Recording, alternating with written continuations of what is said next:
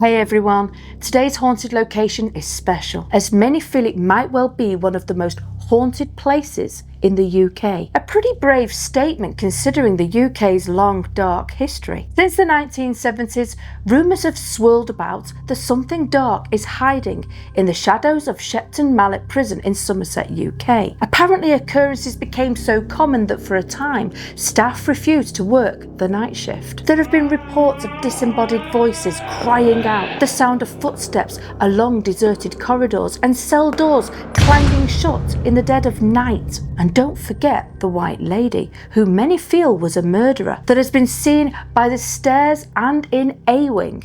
But there are other spirits locked away inside this prison who are much more terrifying than this young woman. So, with all of this in mind, let's take a brief look at the dark history of Shepton Mallet Prison, before looking at the backstory of some of the spirits thought to still be locked up inside here. The years have left a dark stain on this property's character.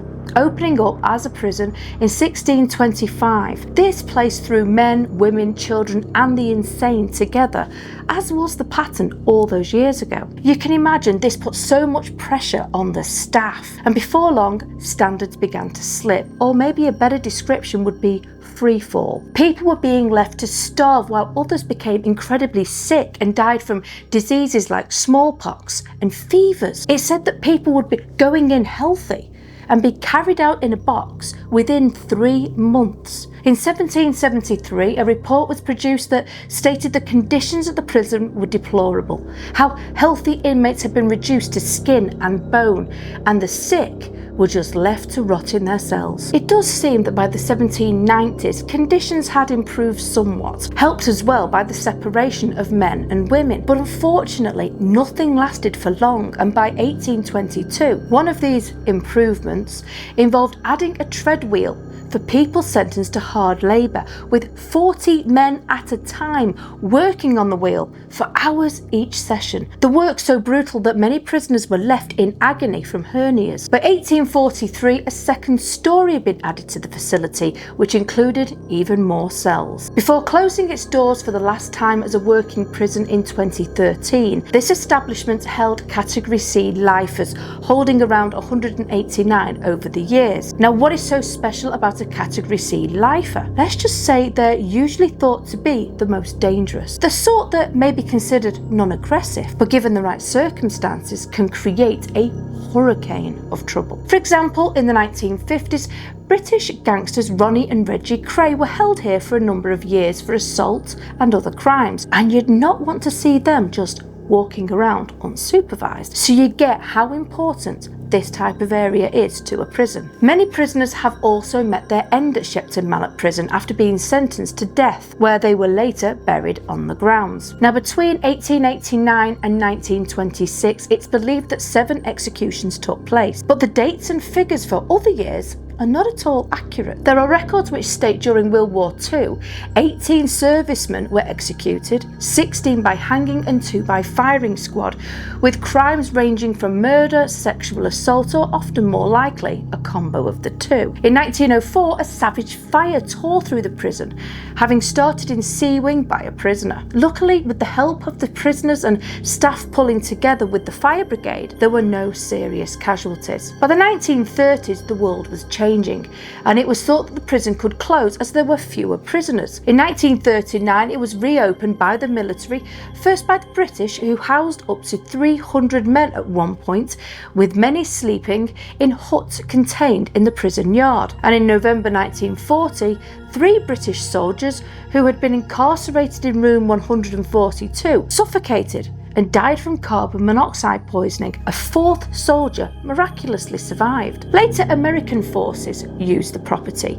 and during this period also, the prison was used to store important documents, and when it was believed these papers would be under threat of being destroyed, they'd be moved again. Eventually, time was the enemy of this historic old prison, and its doors closed for the last time in 2013 as a functioning prison. Nowadays, as at the time of this recording, you can still visit the prison and see for yourself what wonders the past can impart to you. And while we're talking about the past communicating with you, well, Shepton Mallet Prison apparently has a few eager spooks. The first ghost we shall discuss is the White Lady, a spirit who had been left heartbroken at the time of her demise and her crime, the murder of her fiancé. Now locked up in her cell, waiting her fate, the young woman pleaded with the guards to let her have her wedding dress just one more night, and finally they agreed. The woman took off her dirty clothes and climbed into the beautiful wedding gown, a gown that was meant to start the beginning of her fairy tale future. After this, she lay on the bed and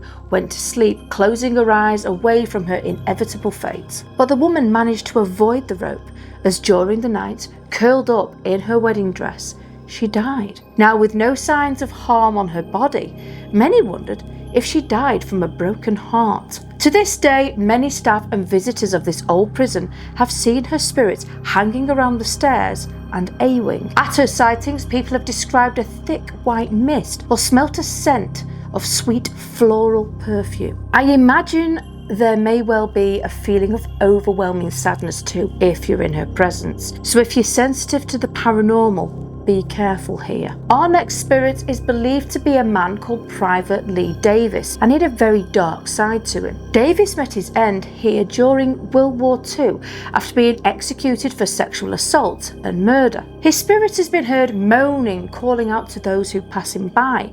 People have also described the sound of footsteps creeping up on them from behind, while doors slammed shut from within a prison emptied long ago. Many spirits at Shepton Mallet Prison don't seem to feel the need to stay in one location, but roam freely. One such ghost was a member of the American Army firing squad. After shooting their prisoner out in the yard, it seems a stray bullet ricocheted off a wall, hitting the soldier in the neck. Another ghost, and this one has been witnessed not only inside the prison, but on the roof too. Picture that for a second. A dark shadow figure running along the roof and shouting to you from above to get back, get back. In 1914, Captain Philip William Ryle saw a chance to make a statement while ending his own life. While in the exercise yard one afternoon, Ryle saw a ladder resting against the wall and it was unattended. So he grabbed it and climbed onto the roof of the prison and jumped. His final words were warning people to get back,